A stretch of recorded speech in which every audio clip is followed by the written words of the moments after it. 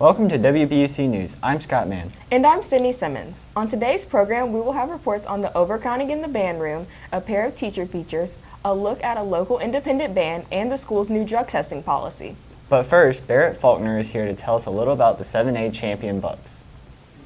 Thanks, Scott. That's right. The Hoover Bucks football team returned to the championship game this year after missing out on the opportunity last season. The Bucks were successful in reclaiming the title with a 17-7 convincing win over defending champs McGill-Tulane. I'll be back later in the show with some highlights. Sydney? Thanks, Barrett. As the size of the population grows for the students of Hoover High School, some classes and programs have felt the crush a little more than others. WBUC's Diego Yanez has the story about a big group trying to fit into a small space. Have you ever felt claustrophobic before? The Hoover Band has drastically incremented their number of students throughout the last couple of years, leading to a major decrease for space inside of their band room. Head band director at Hoover High School, Ryan Fitzpatrick, talked to us about this situation and how it affects the organization itself. Well, our band room situation is one that I would not say it's an emergency at this current time. Right now, however, it is definitely a facility that doesn't meet the needs of the students we have, or the number of students we have.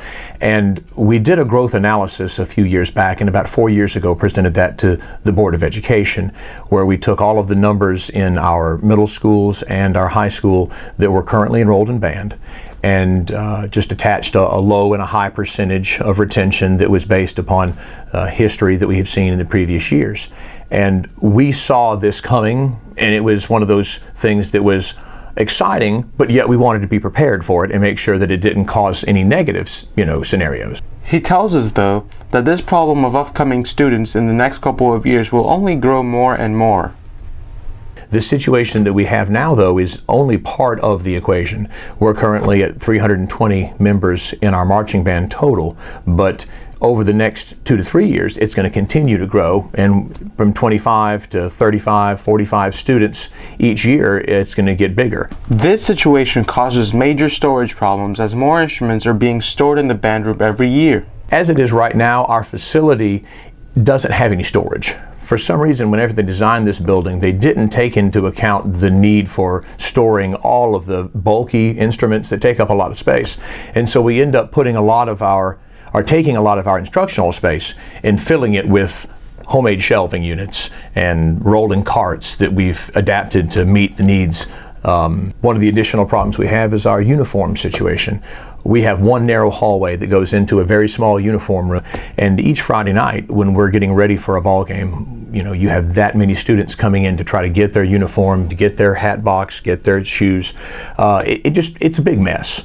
And really, it's almost to the point now that it's a safety concern, because you put that many students coming in and out of a tight area, and you don't want anyone to get hit or bumped into or, damage an instrument or something like that. Mr. Fitzpatrick is definitely positive towards having more people than not having enough students in the band. You will have the color guard going down to the cafeteria. We have the dance team going into the dance room. We have percussion filling in the hallways, down into the gym lobby, and then at the same time, even just the wind players we have don't fit.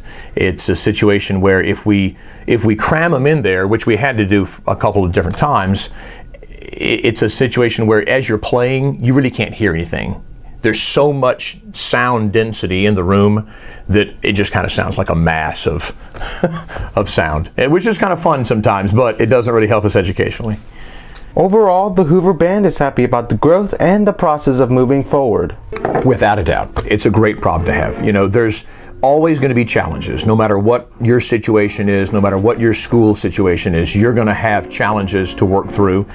And I am much more enthusiastic about working through these challenges than what would happen if we were at the opposite end of the spectrum and we were looking to get kids involved in band.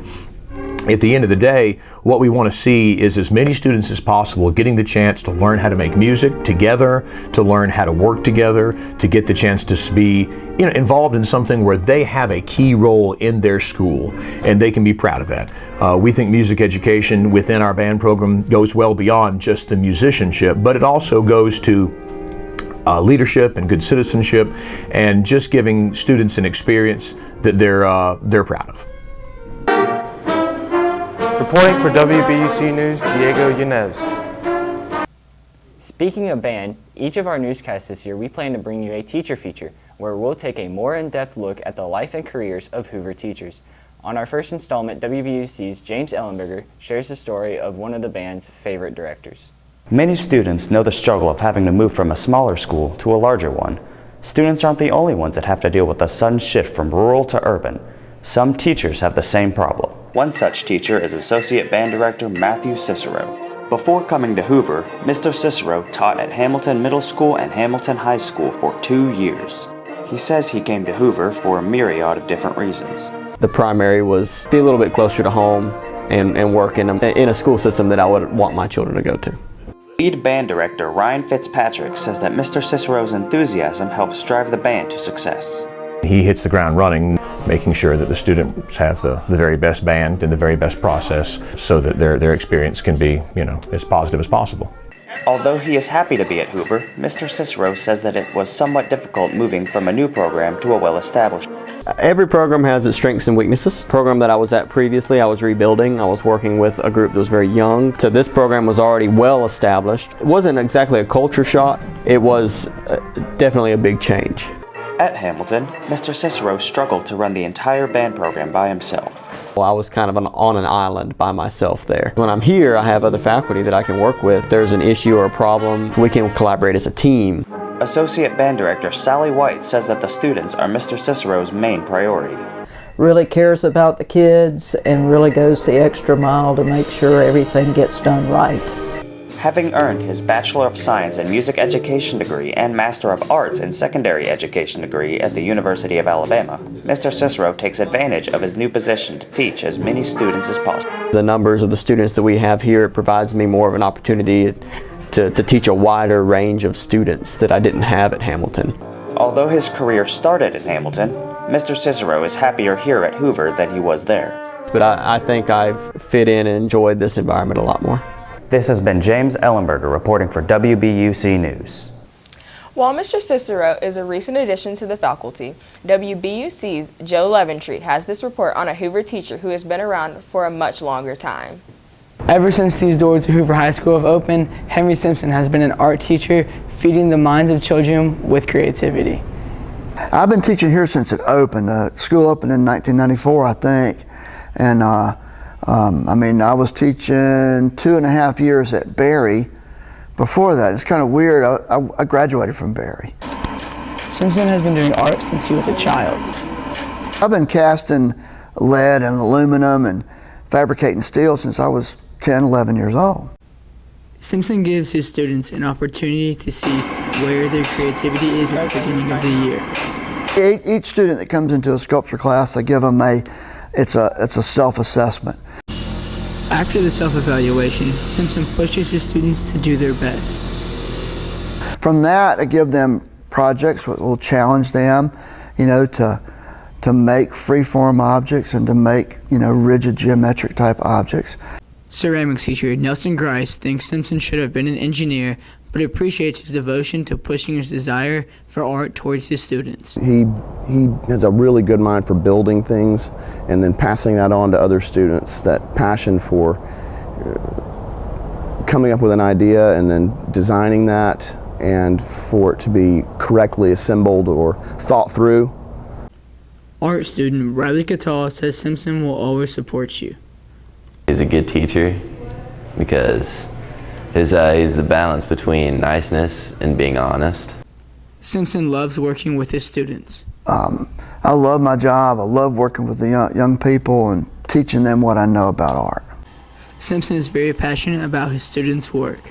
The students make some fantastic stuff, really beautiful stuff. For WBUC News, I'm Joe Leventree. Now here's Barrett Faulkner with the sports. It was an incredible season for Hoover Bucks football this year, winning the 7A state championship while finishing the year with a respectable 12-2 record, only losing 2 games to out-of-state nationally ranked teams. Let's check out the highlights of the championship game. Barrett Pickering put the first points on the board late in the first quarter with an impressive 42-yard field goal. The kick is turning, and it is good. With 6 minutes and 35 seconds left in the second quarter, C.J. Sturtevant ran the ball for a 2-yard touchdown, putting the Bucks up 10-0 going into halftime. Got to the goal line. Did he get in? I think he did. Yes. Touchdown Buccaneers. The final score for the Bucks was a 37-yard run by Sturtevant with 8 minutes and 50 seconds left in the third quarter. The run option. Good run. He's loose. Inside the 20. It's a foot race. And he dives for the pylon, and he got it. Touchdown, Hoover. In other sports, girls volleyball also had a great year, finishing with a record of 36-12 and finishing second in a state behind Mountain Brook. The boys and girls basketball teams are off and running. The boys are off to a record 8-2. Both teams will be hosting the Big Orange Classic over the winter break. And that's a look at sports. As the number of students at Hoover increases, there is a growing desire to keep students safe. Part of this centers on those who drive to school, but also focuses on keeping all students healthy and safe in general. One method that will be on the rise is the use of random drug testing. WBUC's Creighton Patterson reports more. With the new school year comes a new policy regarding random drug testing of Hoover City School students. In the past, administrators could only test under reasonable suspicion. But now, as 11th grade principal John Montgomery says, they will create a new list that can include any student. It's random, so an athlete could be chosen just like a student driver or somebody who is in the band. After the grant disappeared, parking fees covered the cost of drug testing. The board felt like it was very important that we continue to have a drug testing program. And so last year we didn't have one because we didn't have the money. So this year the parking fees went up. The parking fees are going to pay for the drug testing.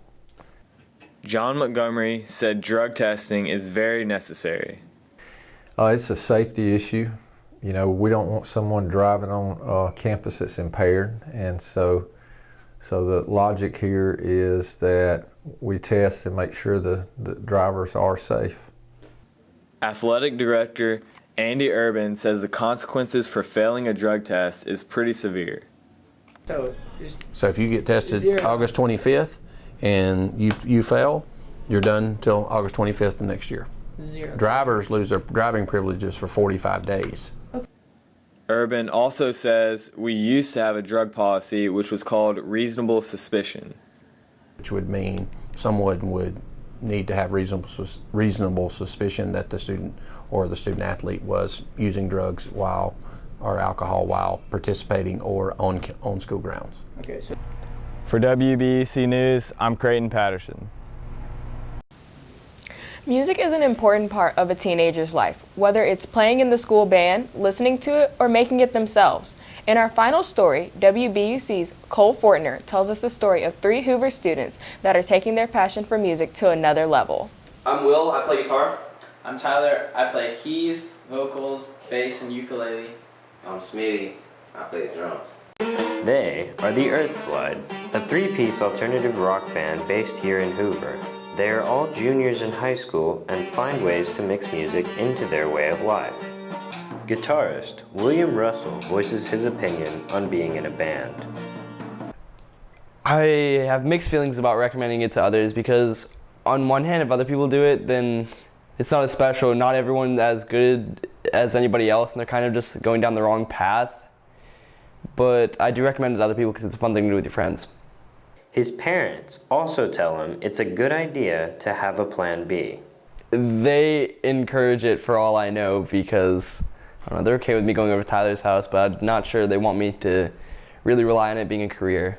Frontman Tyler Turner explains the struggles of juggling the responsibilities of school and band.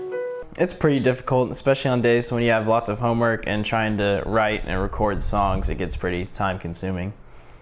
Drummer Amari Smith has had a connection with music in the past and hopes to have the same in the future.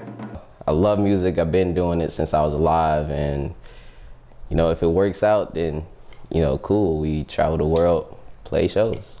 Smitty says his relationship to his bandmates is helpful to the progression of their music.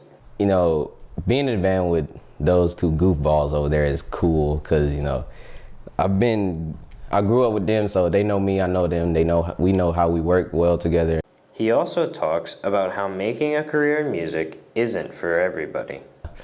I would recommend it if you got some good friends that are good at music, they know what they're doing, but you know, if you just like, yo, you want to start a band, and they're like, yeah, but you don't know a lick of anything. The Earth Slides are producing a rock alternative album, Bad Things Happen, with Stevie Wonder's producer, Henry Pannion III. Reporting for WBUC News, I'm Cole Fortner. Thank you for joining us for this edition of WBUC News. Please join us next time. I'm Scott Mann. And I'm Sydney Simmons. Go Bucks!